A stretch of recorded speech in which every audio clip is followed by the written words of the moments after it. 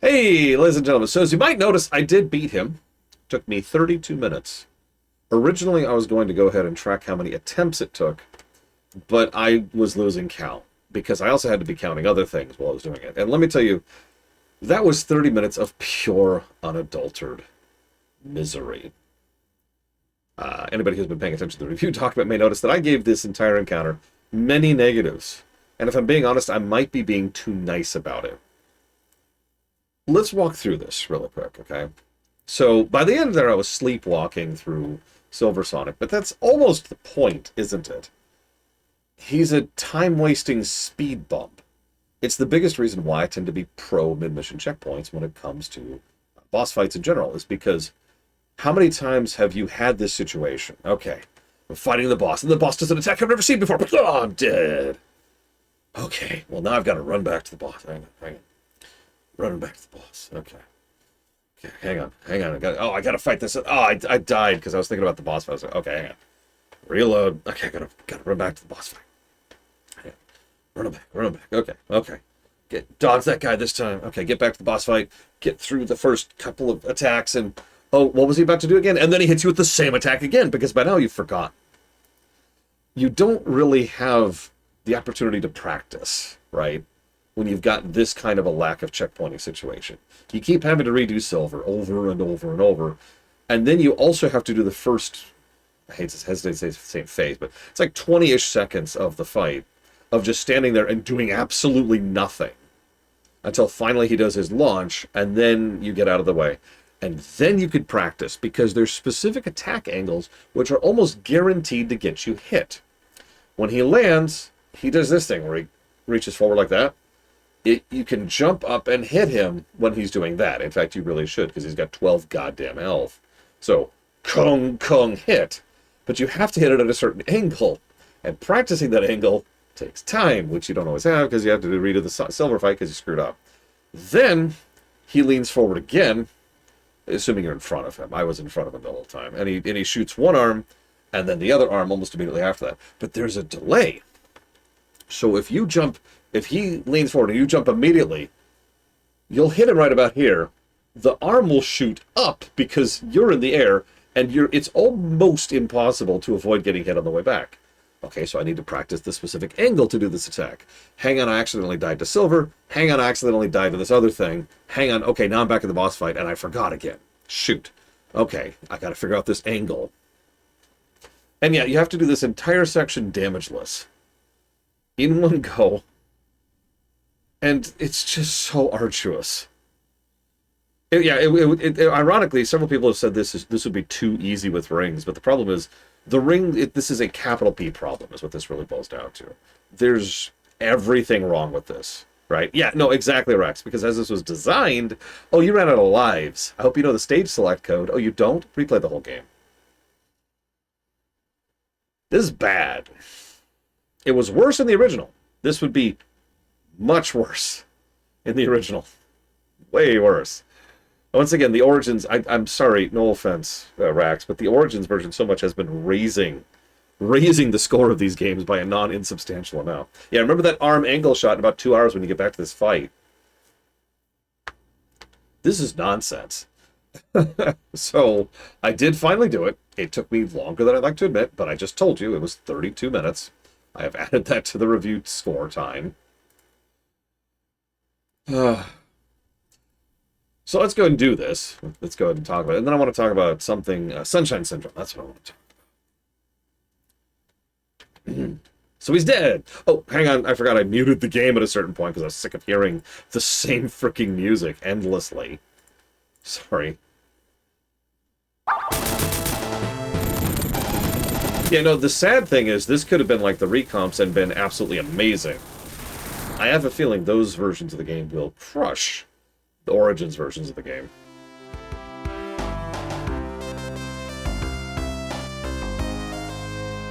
Like, I don't know exactly how much they changed, but come on, it's gonna be a couple more positives there, right?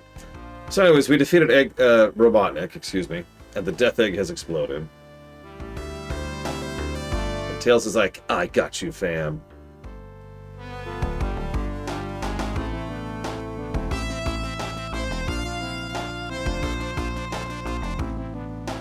Is this...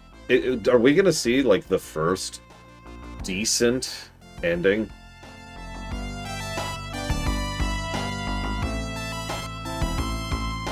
Like, if you remember, I gave a negative to Sonic 1's and Sonic CD's endings because they were just dull, nothing burger, boring nothings. This is not bad. It's not much, but again, if you can manage the quality level of, say, Mega Man 2, then okay.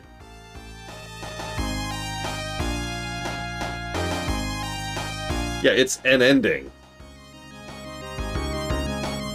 And I like Tails, you know, coming up to our rescue there. That's, yeah.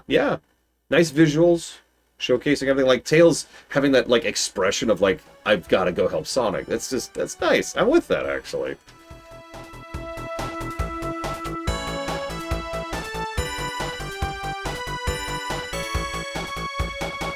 Yeah, I mentioned how absolutely shreked the development of this game was. It didn't finish actual development until what is more or less the final few hours. Like within a couple of days of them having to actually start printing out the chips. Or not printing the chips, wrong way.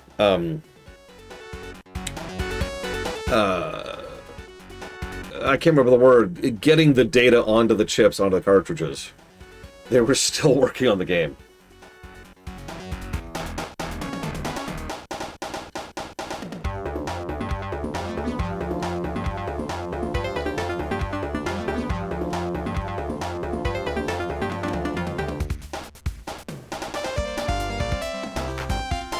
Normally I'd be typing or doing something else here.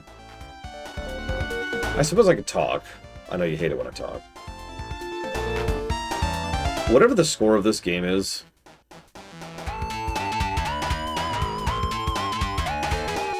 Sorry. It's higher than it should be, to be blunt. I have no opinion on the Pika.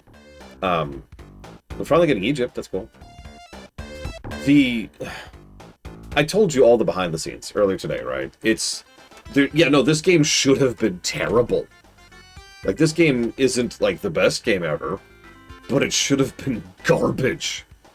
From all of the nonsense that happened, from all of the truncated problems and not getting the correct visas, and crunch to hell and back in 9 months. Oh, sorry.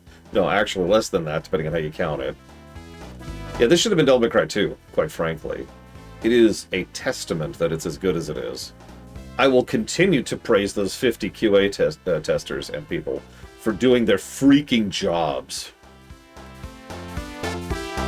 Yeah, the tensions in the office, canceling content that was already being worked on and finalized, kicking at least one of the main progenitors of the project off of the project. At some point, we're not 100% sure when. Try again. Try again. Do those terrible freaking special stages. Oh yeah, and literal racism. Oh, what the... Yeah, if this game got a flat 0, that is impressive. No, not Angel Island. Knuckles, my love. Alright.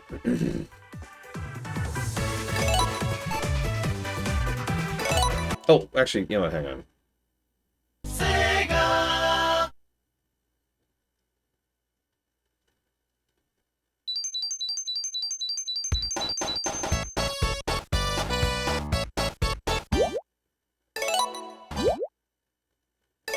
I want to see something.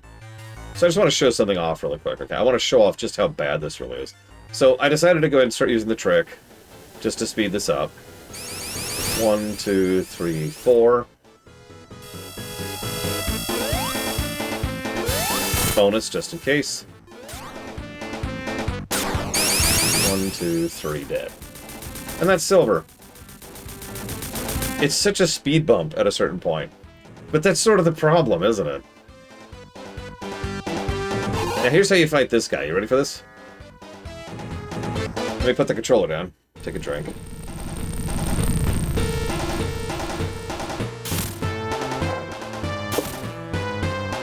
This is lemon-flavored seltzer water. It's really good.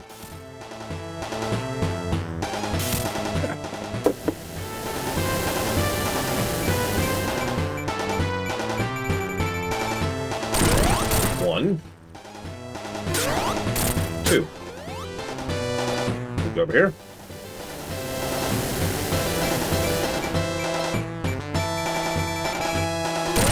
Three. Repeat that 4 times. That's the fight. That's the entire fight. It's so boring in addition to everything else. And there is no margin for error whatsoever. At least once I was at 11 hits and got hit. I was having trouble counting at one point because I was distracted by the kiddo. And yeah, it's silly and it's dull as dishwater, and it's incredibly punishing if you screw up. Because it's very easy. Here, I'll try to demonstrate. I'll show you something that kept happening to me here.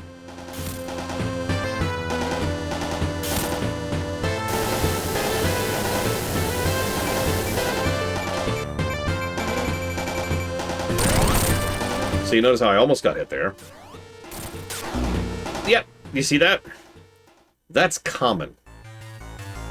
I mentioned you really need to know exactly when to jump up to get that last hit in, because...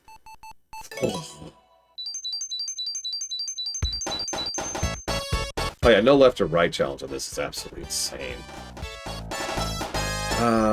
Okay, so how do I punch in my codes here? Hang on. I need a sound test? There's no sound test. How do I find a sound? How do I do sound test? Level selection. How do I do the level select screen? How do... Yeah, no, that I've seen her video on that already. It's insane. Okay, so it says, and then ah.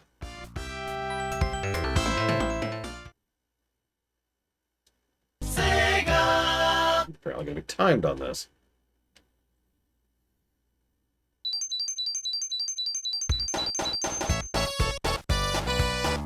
Okay.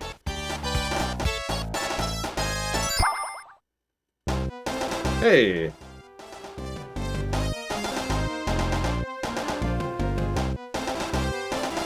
So. Whoops, that's actually not what I meant to do. Oh, shoot, no!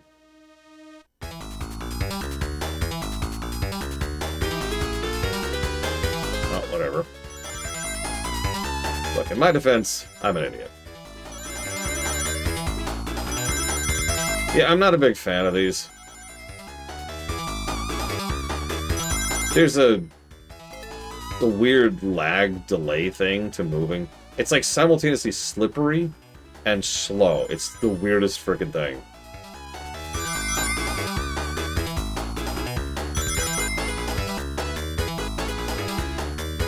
I mean, it's great. Like, the visual effect is very impressive for, 1992. It's the same reason why a lot of people really liked a lot of the Mode 7 stuff early SNES games did, even though they looked kind of like crap. I thought there was a different minigame involving blue and red orbs.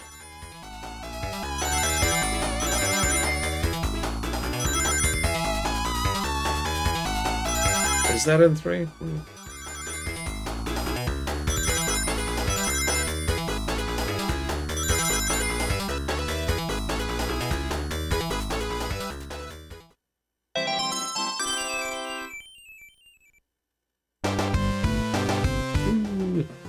Okay, can I go back to level select, please? Please. Please. Please. Nope. Sucks to be me.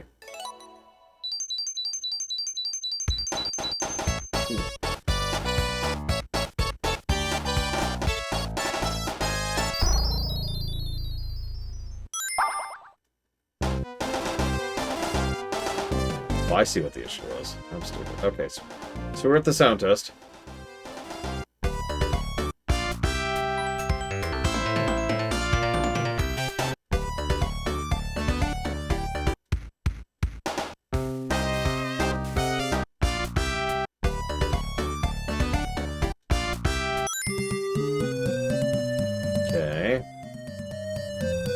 I should be in debug mode now. I think I did that right.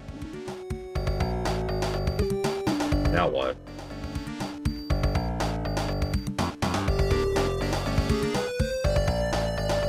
Yeah, but like, what do I do now? I guess I can just go to Hidden Palace.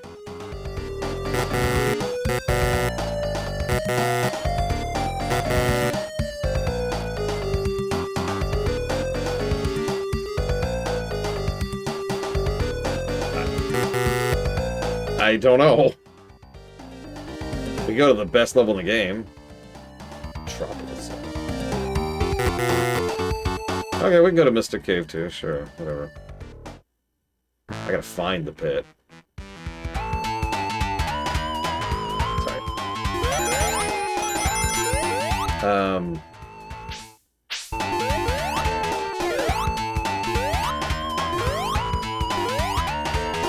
Let's see.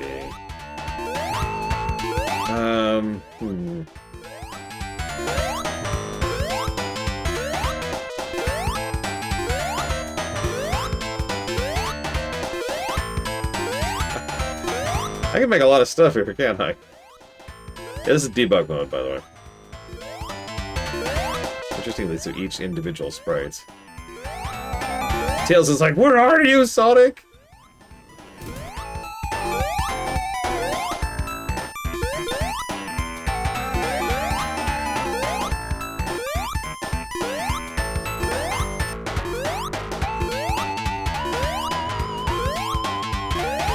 What does the question mark do?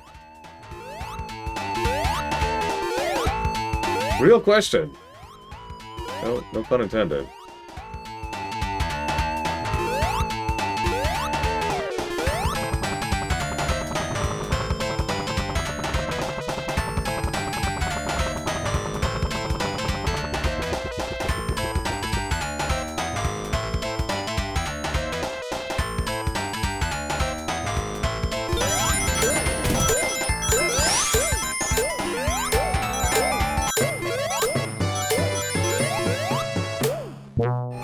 Looks like it was random, maybe?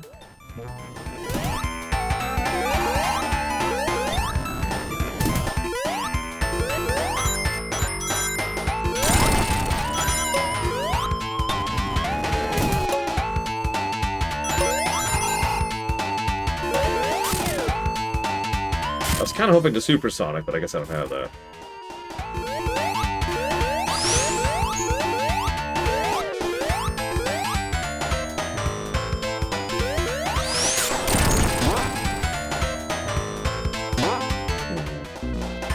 Yeah, I guess I just don't have it unlocked because I don't get all the emeralds. I'm guessing that's like an account unlock or something. I don't remember having to go unlock that in future playthroughs.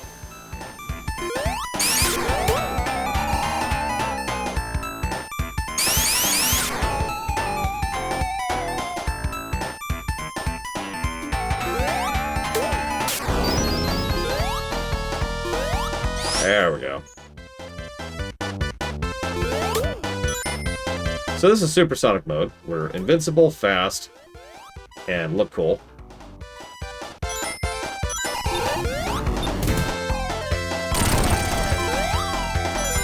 Thank you, Unbalderstein. Whoop! What? What? I looked away for a second. What happened? I literally looked away for a second.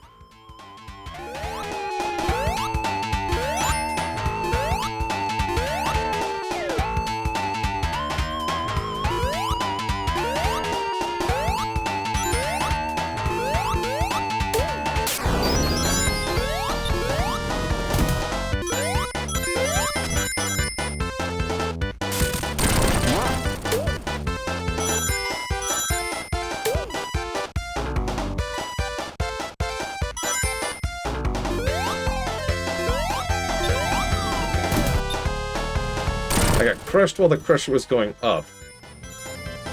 Okay. Ah, hey!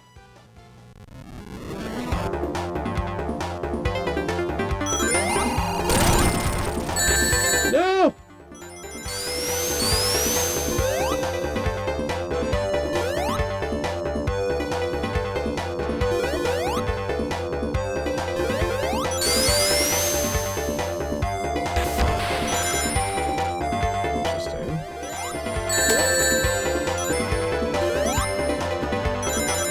Listen, I am just that good, Rex.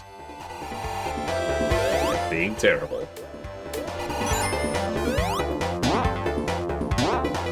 Yeah, it's American Developer Zone.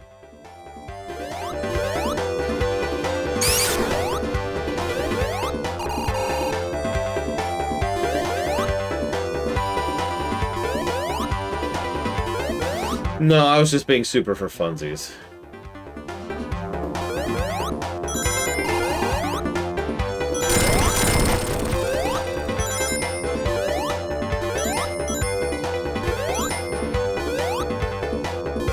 Yeah, I could have done this pretty easily in a normal playthrough if I had gone up.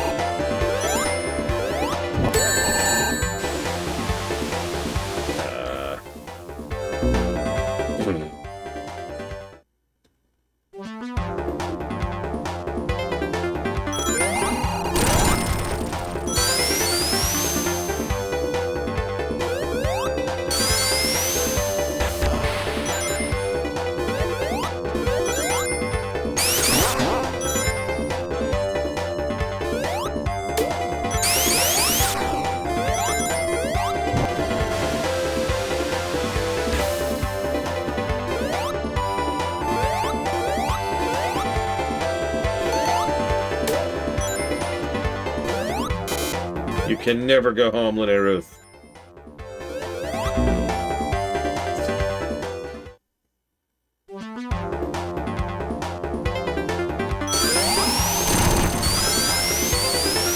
That's a good question. I don't know, Benwona. Hi, loser.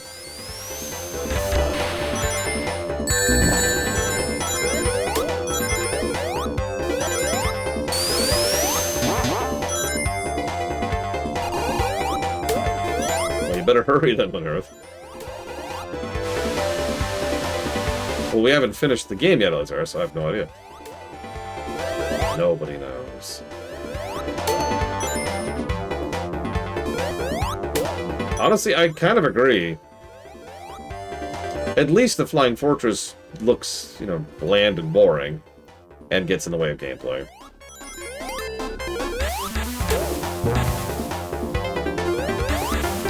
God, it's right, I'm Squirtle, and that was Charmander. And it just went against me this time.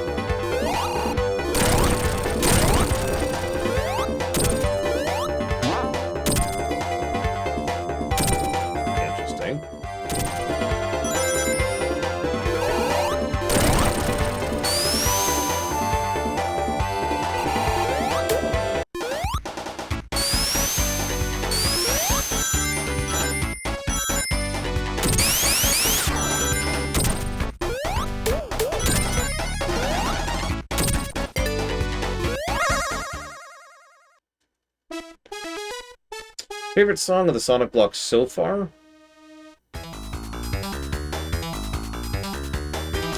Probably Chemical Plant. I have to admit Mystic Cave comes close, but it's probably Chemical Plant. Favorite Michael Jackson song? Would you believe I don't know very many? Certainly not by memory.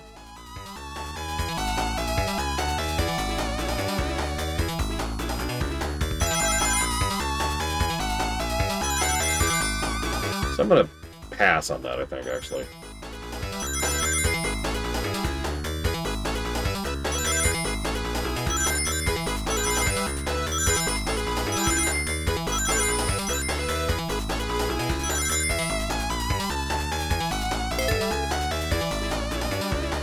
Like, I'm more familiar with I'm fat than I am with I'm bad, to put it into perspective.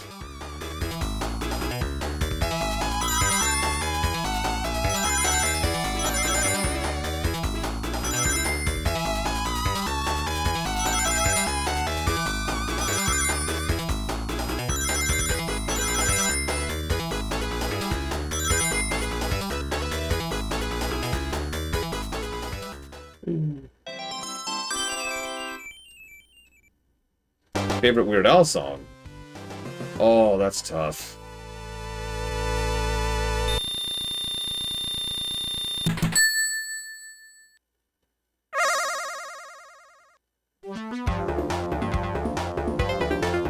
That's actually pretty tough. Let me think about that.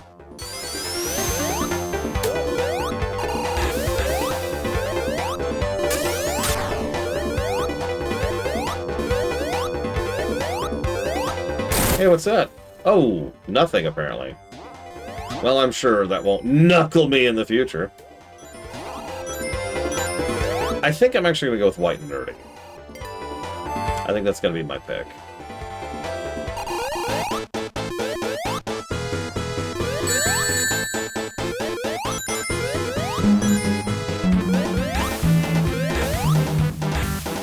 He has a trombone.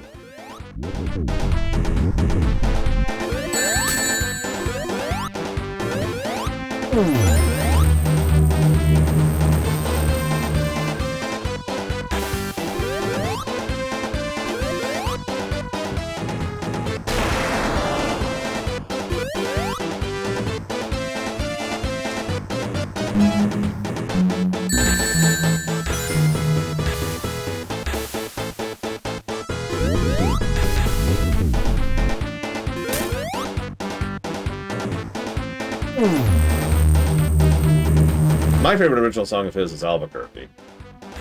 That's kind of easy, honestly.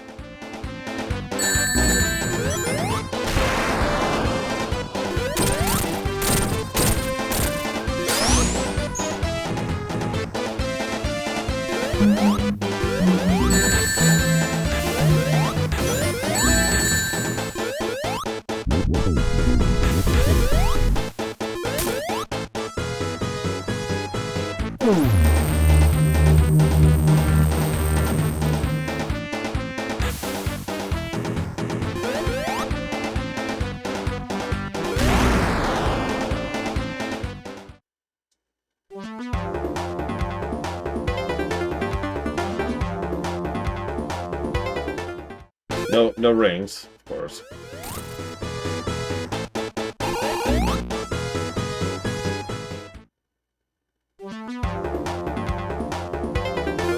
So let's fix that.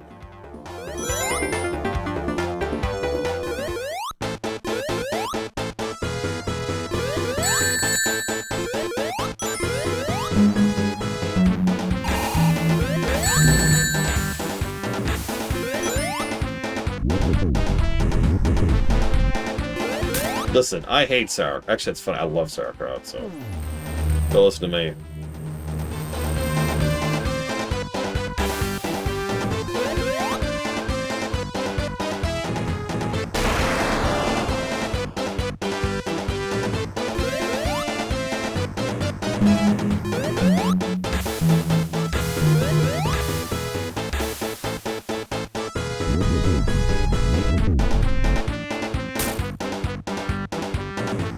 Well, you see, he used to be a good scientist, but then when he tried to rid the world of all of evil was poured into him.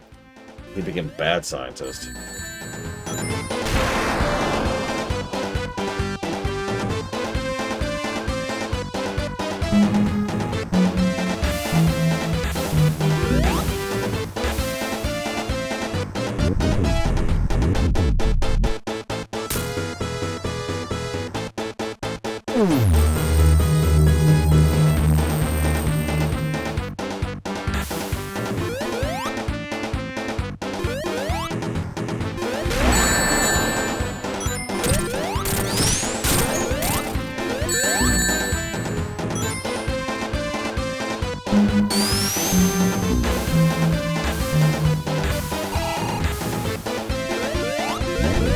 What's funny is they've tried to pull a Bowser/Wily with him several times.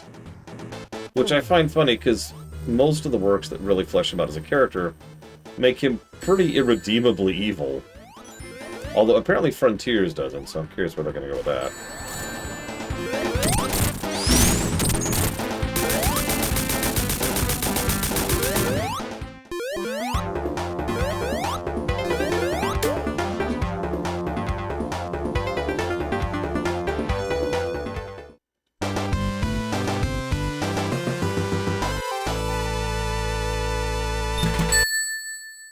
I mean, yeah, I actually agree with that, Rex. The goal has always been the amusement part. That's not even a joke. You see signs of that all the way back into in Sonic 2, but he makes it explicit later on in like Unleashed and Colors both that he really just wants to make Eggman land. Like that's his goal.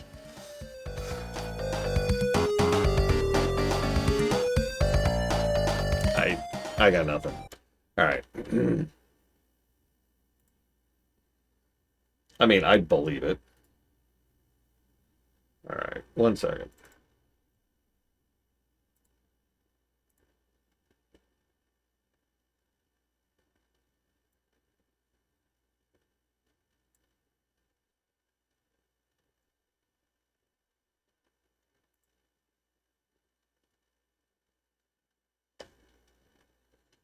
That's a good question, Offshore Twitch account. I'm not sure.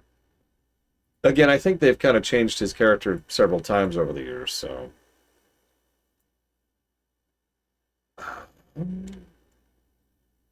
Where's the...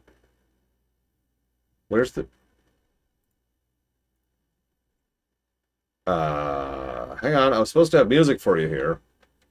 I think I actually closed it during the me fighting the boss battles. My bad.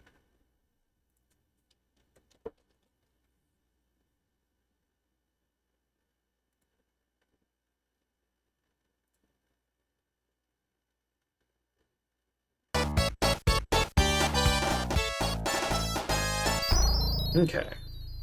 1 moment, please. I have a little bit of paperwork to do.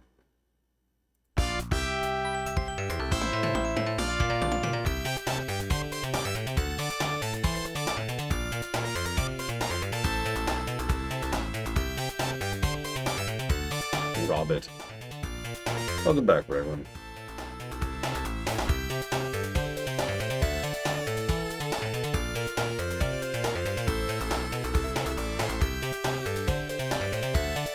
I actually forgot to give the Sunshine talk because I'm worthless.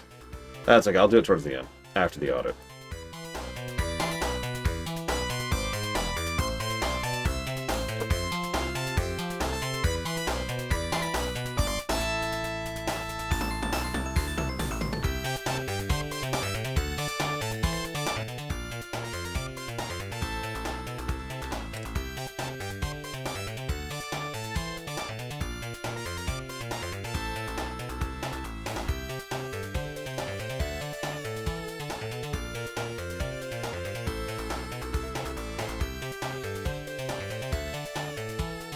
No, Lord Firestorm. The problem is too many people try to do one or the other instead of just naturally creating a villain that fits whatever it is they're going for. Like, just make a good villain. Work on the rest later.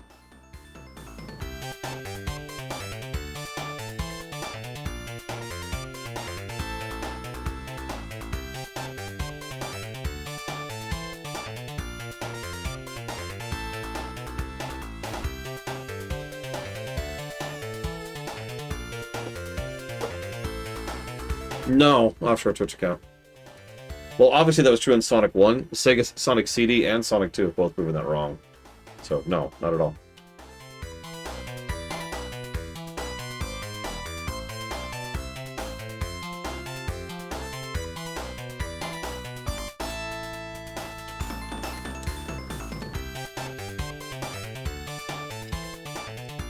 What's that, Ross?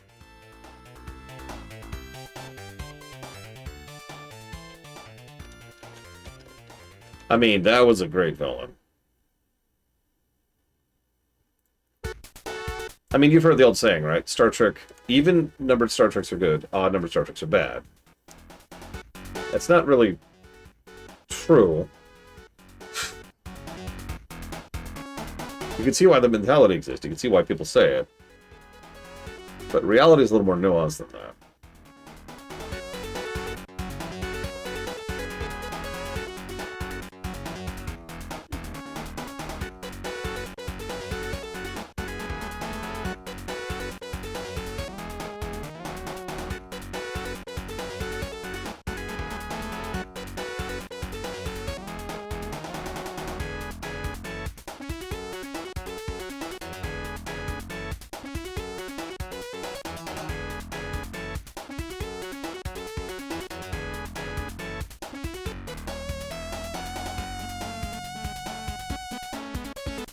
Why do people believe it? Mostly because something that is quick and easy to say tends to be more memorable and therefore stick in public consciousness longer than something more nuanced. To go back to the Star Trek example, evens are good, odds are bad, is something that anyone can memorize immediately, right? Just boop.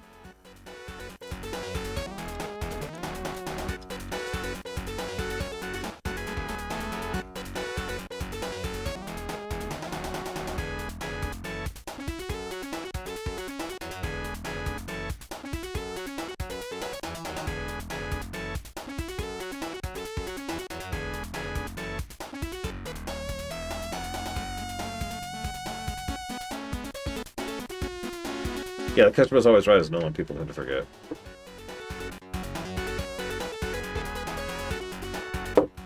The what, linear? I'm sorry.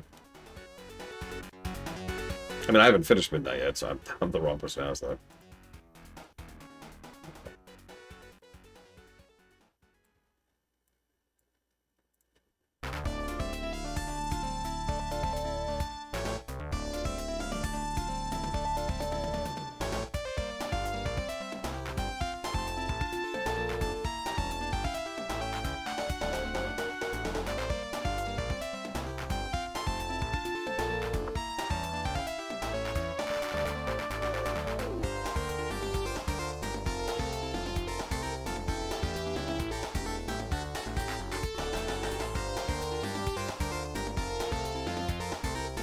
I'm vaguely shocked this is longer than Sonic 1 was. Yeah, an apple a day keeps the doctor away. No, it doesn't. You can eat apples all you want, but that's not going to keep the doctor away. There's only two certain things in life, death and taxes. That's not true either. In either case.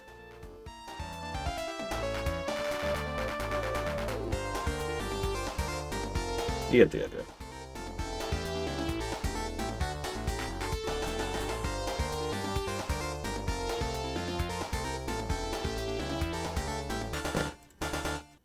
I know what doctors got against apples. That's just...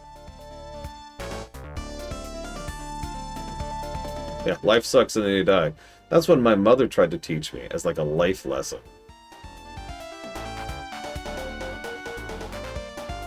Thanks, Mom.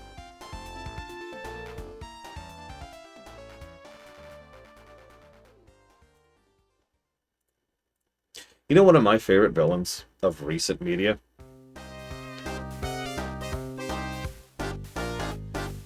Odin. No, not from Warcraft. From God of War.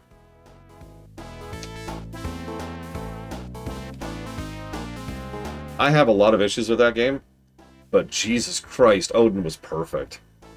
Just perfect.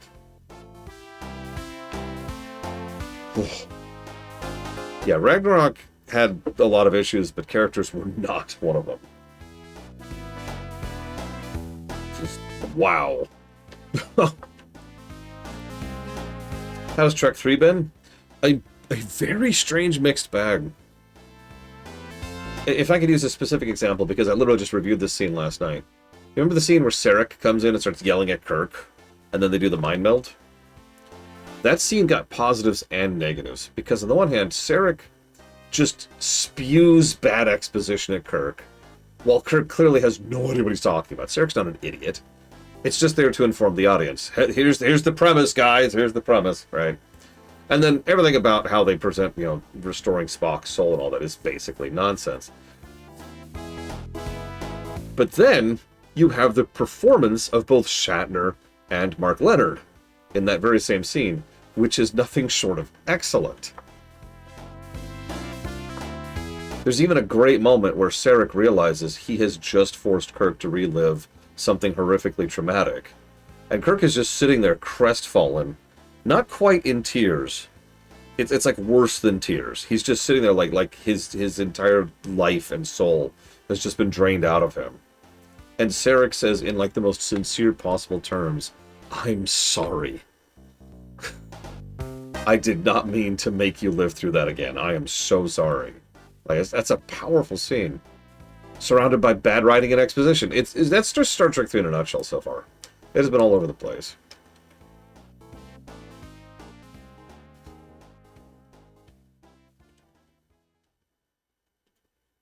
I'll tell you one thing, the budget has been showing.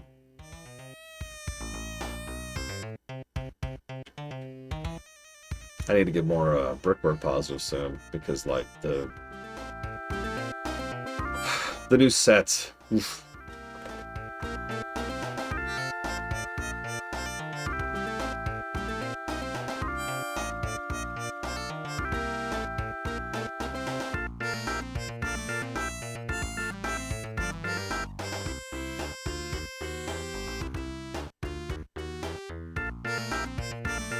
What is this music? Oh, it's this Hilltop.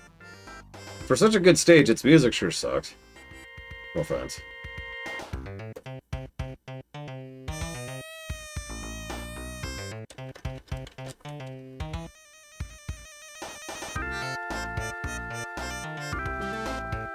I don't know.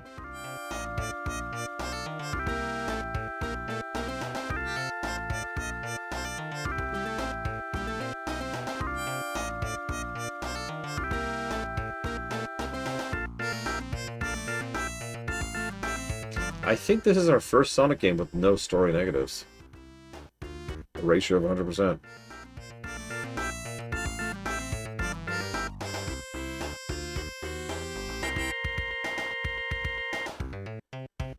Oh yeah, Star Trek 2009 is definitely the... Oh man, I can't even say that with a straight face.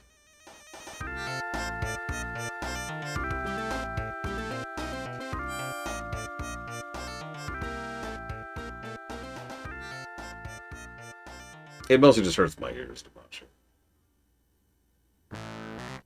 Unlike...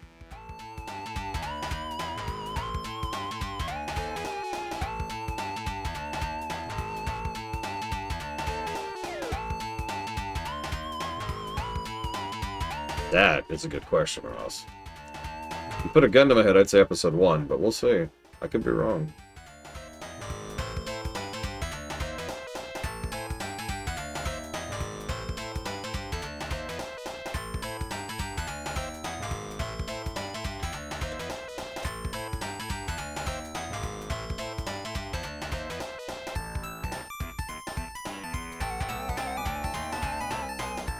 I mean, sales figures on films are always kind of silly. Same thing with games.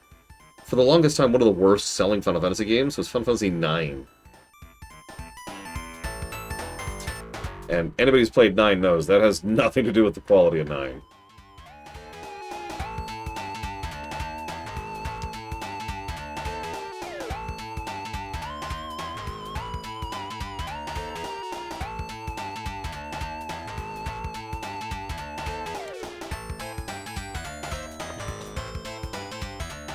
The FF13 was one of the best-selling FFs.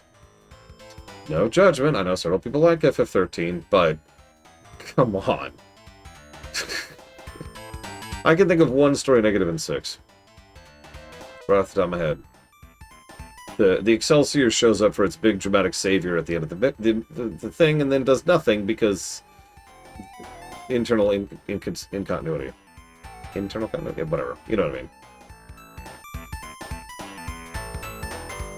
It's actually something that's bothered me for years, even before I knew that it was a deliberate change, and it was originally supposed to be the Excelsior that discovers the ship. Could be a blade to pull. I don't know. Story incontinence. Story negative for Empire?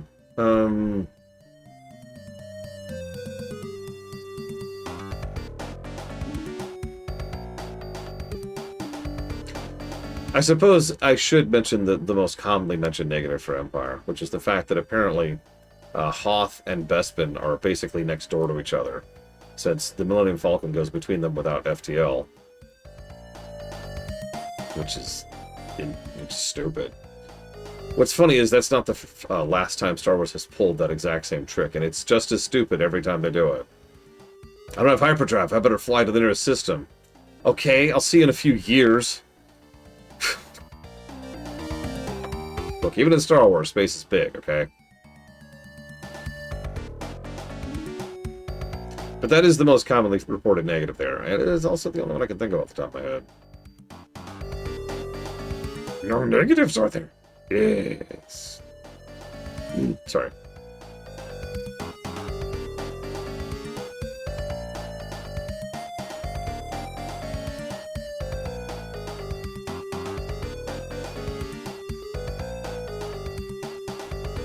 Tornado for Lord of the Rings? Oh, I don't know.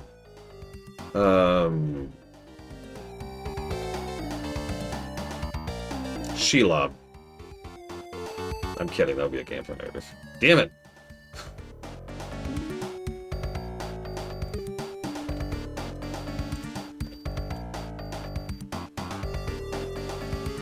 If Empire has any challenge in Trek, it's Trek 6, Undiscovered Country. That's the direct competitor. Ross even mentioned that a minute ago.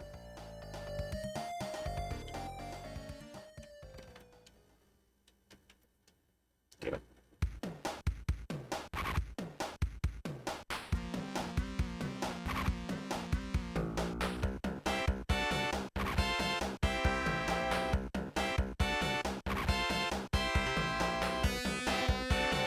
Oh my god, 100 kilometers! Whoa! I can almost sense one pittance further.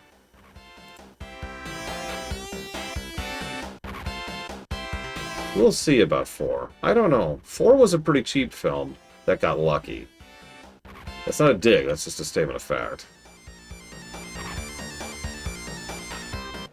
4 could have been a mess behind the scenes, and fortunately they had a lot of very talented, very skilled people doing a lot of very good work to make it work.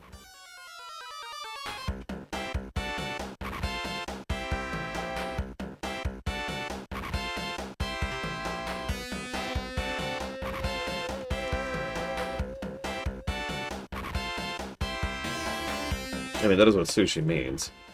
Sushi, by definition, means I like this regardless of its quality. Unlike coffee, which is I dislike this regardless of its quality. Oh god, I'm gonna have to pick up my best sushi game of this year at some point. Which Sonic game do I think will score best? Of all of them? Ever?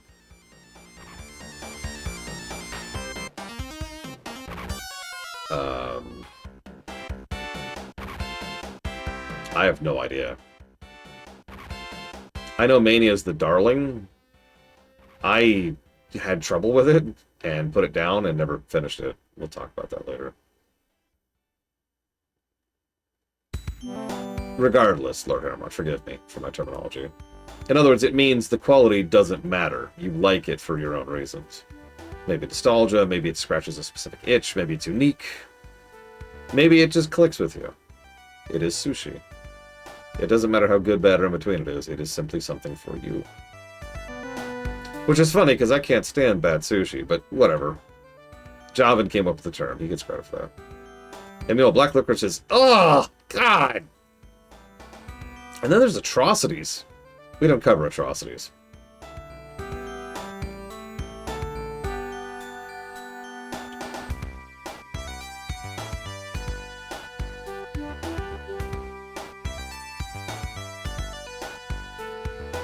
I do like red red vines. I've had them. I almost said red grapevines. That's a whole different thing.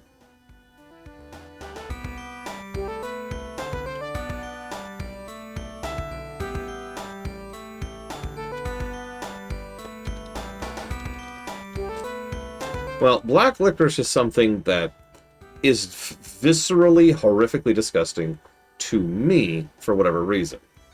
But I understand that it's not actually bad, and in fact, plenty of people like it. Remember, the only black licorice game we've ever reviewed scored a net positive. An atrocity is an atrocity. An atrocity is below lamentation, is below garbage.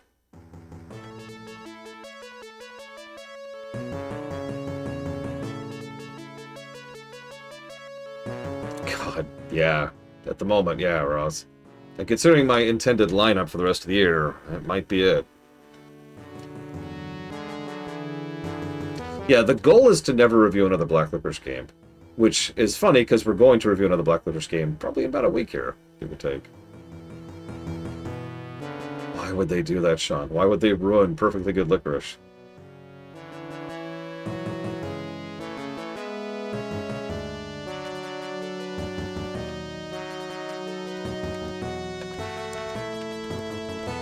I have no mouth. I'm actually pretty familiar with Amnesia: The Dark Descent. I've watched quite a few speedruns of it because it's a very popular speedrun game. I'm not worried about Amnesia. It's just a horror game. I have no mouth and I must scream. is probably going to be Black Licorice, because I've actually read that short story, and I hate Ellison.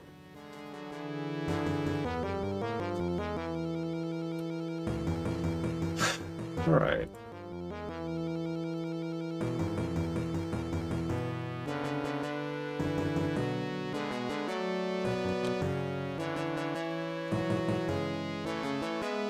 Don't think short story is bad. I would say it's subpar. If I had to put a word to that. God, the way he just crushes these is embarrassing.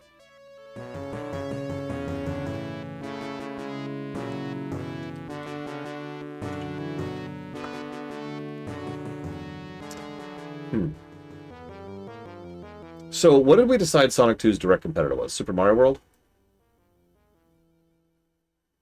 I'm pretty sure it's Super Mario World. Hang on. Pause. Let's rewind. Let's go back up here. Ladies and gentlemen, Sonic 2. So, hey, yeah, I'm done. I've typed everything up. Everything's cool. Everything's cool. Alright, I need all of the Sonic fans in the audience to leave. To just pause the stream, go outside, you know, get some air, melt in the sun. Just you ever see RoboCop and the scene where the guy gets hit by the radiation? Yeah, that. Go do that. Oh God, that sounds like I want you to die. That's not what I mean. That's not what I mean. I'm just making fun of how hot it is.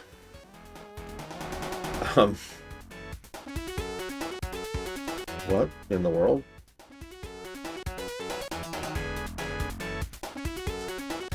Okay, there we go. Thank God. That was very strange.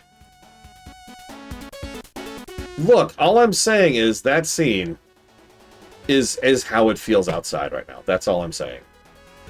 That's legitimately all I'm saying. It is awful out right now.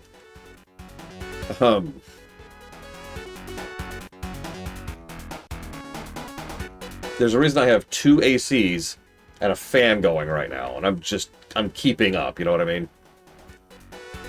Yeah, dripping down the windshield. That's what it's like outside right now. Good God. I don't know what's wrong with me if I'm falling. I'm just a moron.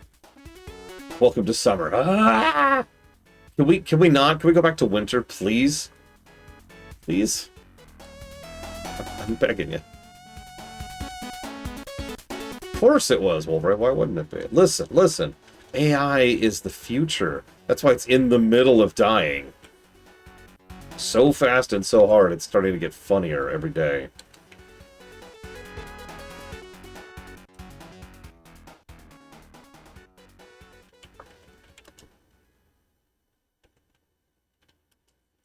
Alright.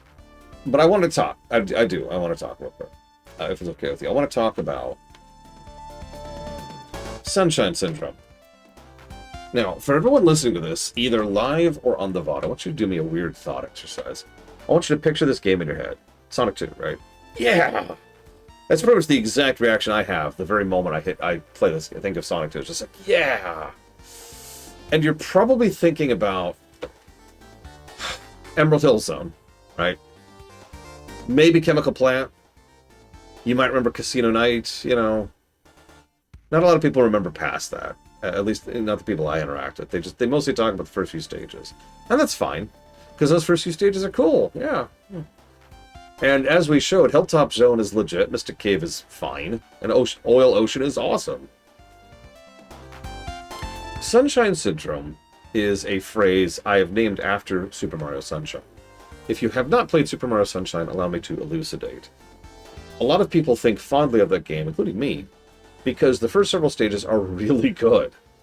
Like, they're fun, and they're bright, and there's nice visuals, and there's, like, some cool interconnectivity and visual storytelling going on, and the stage design themselves are fun, and the bosses are fun, and it's just like, yeah! And then you get to a certain point, and I can actually point to a specific point in Sunshine, which is when you get to the theme park.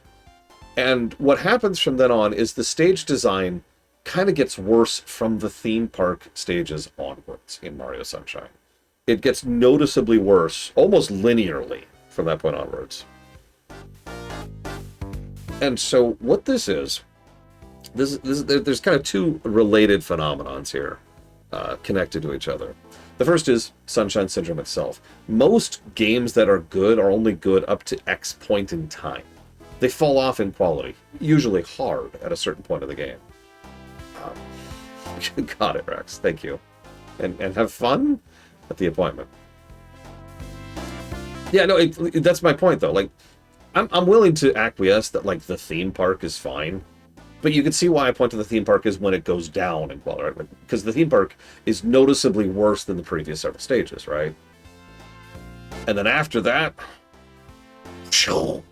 Anyways, Sunshine itself, Mario Sunshine, is a perfect example of this phenomenon. That's why I call it Sunshine Syndrome. That, not like alliteration. Most good games have this phenomenon. In fact, it is the extreme rarities that there's a game that continues to retain quality throughout, going all the way through the game. And I mention this because this game was on par to scoring very well until we hit Metropolis Zone. And the score just kind of fell over. Because it was Metropolis Zone, Sky Chase Zone, Wing Fortress Zone, and Death Egg Zone back to back to back to back. That's what Sunshine Syndrome looks like. This is connected to the other phenomenon, which is our memory. One of the reasons I'm so harsh about intros and outros is because those are the parts of the game that you'll remember the most. The intro is obvious. It's supposed to hook you, and it's the part of the game you've probably replayed the most. If you were to graph... I've talked about this before. If you were to graph how many people versus who have beaten a section of the game versus how far into the game it is, it's almost a linear decline, right, in most games. You start off right at the beginning, and most people have done the first stage, and then less people have done the second, and then less people have done the third, and so forth and so on. So when you have a game that has a very good intro, a lot of people tend to remember the game a lot more fondly than they otherwise would. Because what tends to happen, and just to use a random example, you sit down with your Genesis, you play up to the stage you don't like, you have issues, or you fall off, or you die, and have to start the game over. And you're like, oh, that sucks. And then you either put it down for a while, or you replay it, and... Sorry, you either put it down for a while and then replay it, or you just replay it immediately, which means you're replaying the first few stages again. The good stages. And guess what gets stuck in your head? This is the other side effect of Sunshine Syndrome. Because a lot of people will point to Mario Sunshine and say it's one of the best 3D Marios ever. And I'm sorry, it is not. But the reason people say that is because they remember those first few stages, which are legit. Which are really good. And I think Sonic 2 has the exact same phenomenon. The first few stages in this, for several stages in this, are really good. And then you hit Metropolis Zone. I don't know what else to add to that. So I wanted to talk about that before everyone who actually likes Sonic 2, flames me to death. Because I gotta tell you the numbers now. Story score, plus 13. Believe it or not, that is actually above average for 2D platformers. A lot of that's just on the visuals, but they certainly did a much better job of that. That's 2.8 per hour and 100% ratio. Both those are good things. Gameplay is plus 16. That is actually below average. It's pretty good still, all things considered, but that is below average for 2D platformers that we've covered. That is 3.5 positives per hour and a ratio of 60%, and that's the problem. Because that 60%, that's the beginning of the game. The other 40% is the end of the game. Which gives us our final golden number. Super Mario World. Perfect song for this. Super Mario World scored 149. Right, so that's the competition. Sega's Sonic CD scored 119. Out of curiosity, where's this rate? Oh, that's funny.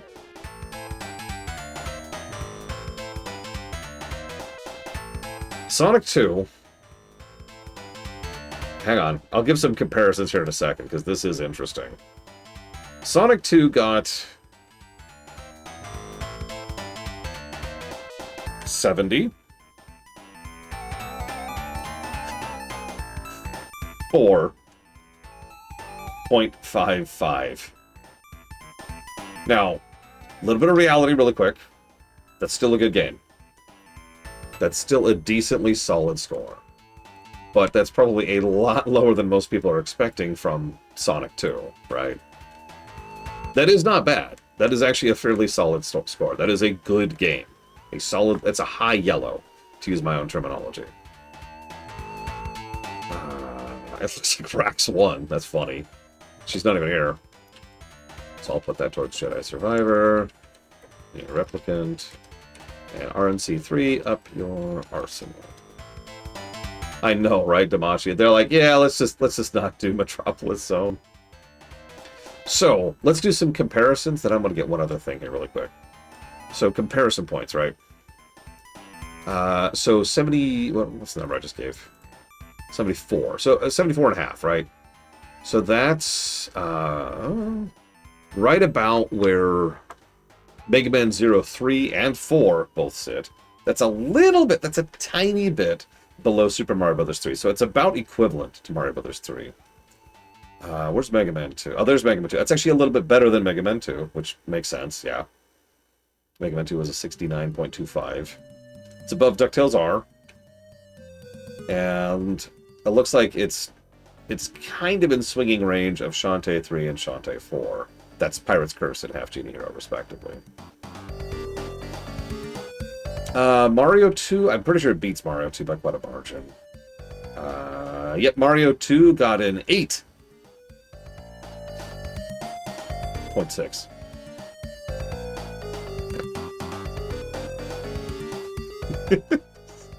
Yeah, it beat Mario 2.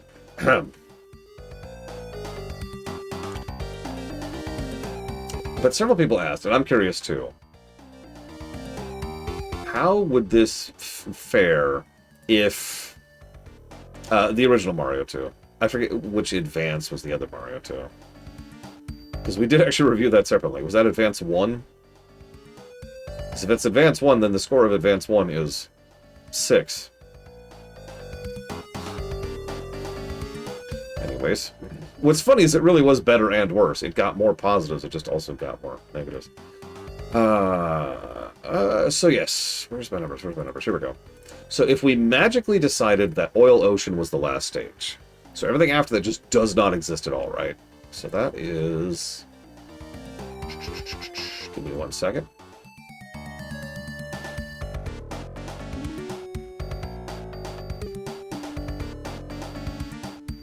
If we did that, the score would go up to 153.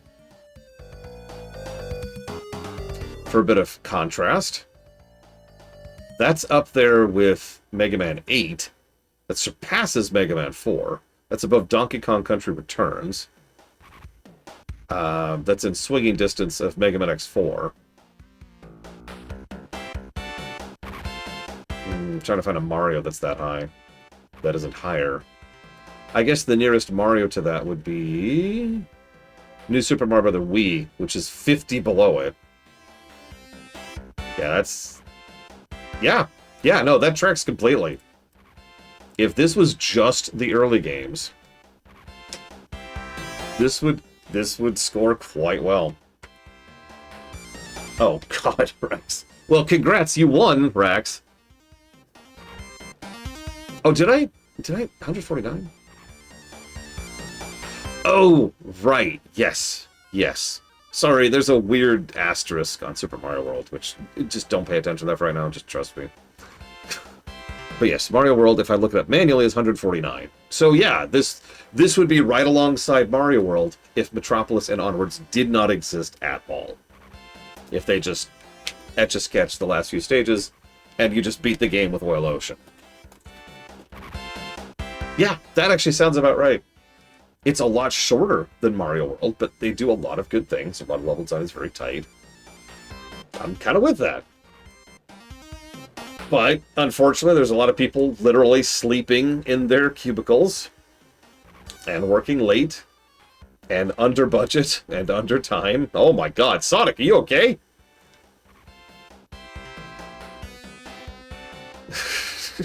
Jesus, Sonic. I know Glitch Sonic was in Frontier, but Jesus.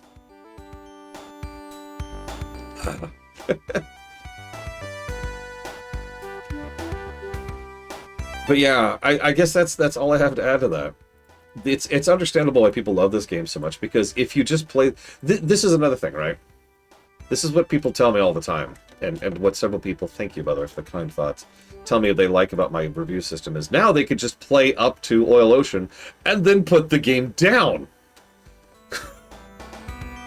And, I mean, honestly, I used to just do that as a kid, so... I mean, right? How many of you used to do that? And it doesn't matter the game. How many of you used to play a game up to a Sunshine Syndrome point, and then just be like, all right, I had fun, and you put it down? Because you know, you're replaying the game. You've played this game before, right? You know. I used to do that with GTAs. I used to do that with Final Fantasies. I used to do that with several Mega Man games. Like, how many times... I'll give a specific example off the top of my head. One of the things I used to do is I used to play Mega Man 3, first 8 stages, and then I'd restart the game, punch in a code to skip over the Doc Robot stages, and then go do the Wily stages. Yeah, that is not a concept that is exclusive to me. Hell, I know several people who'll put Yoshi's Island, which I consider to be an absolutely fantastic 2D platformer, down the moment they hit World 6. Anyways, yeah,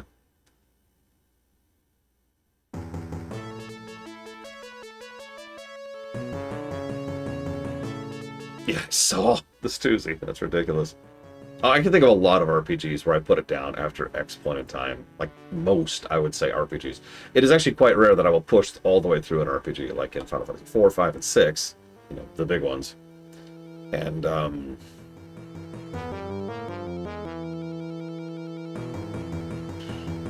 probably some other ones that I can't think of off the top of my head. I guess like Kingdom Hearts 2, Kingdom Hearts 1. Yeah, I don't do the Final Legend FF7. I don't like the Final Legend FF7. I do push through 8 when I replay that, and 9. So FF4, 5, 6, 8, and 9.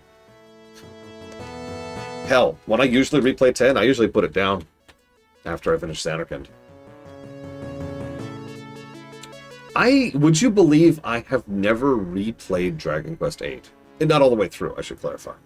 I started the 3DS version, and I got to, when you get the fourth party member, I can't think of his name, the religious kid.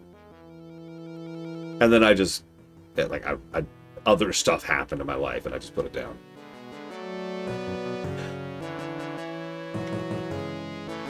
Anyways. And yeah, there's several games, again, especially RPGs, where I'm just like, all right, that was fun, put it down. You know, actually, I've got another example of an RPG that I usually pay all the way through. In fact, I got 2. Paper Mario 1 and Paper Mario 2. Go play these games. Rax, have you played Paper Mario 2 R yet? Rax.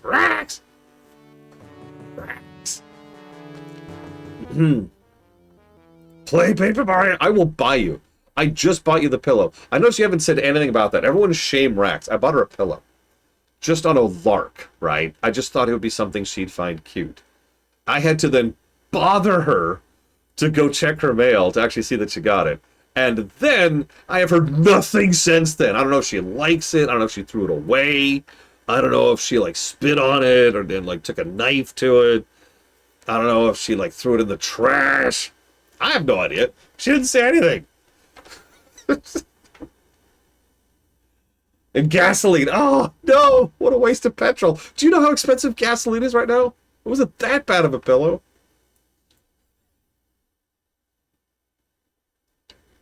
Ugh. I'm going to go do a bunch of typing. I think I'm going to commit to not doing Sonic 3 today. I hate to delay, because I love getting 2 games in a day.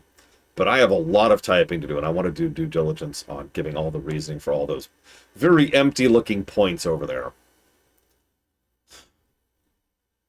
So, I'll see you tomorrow.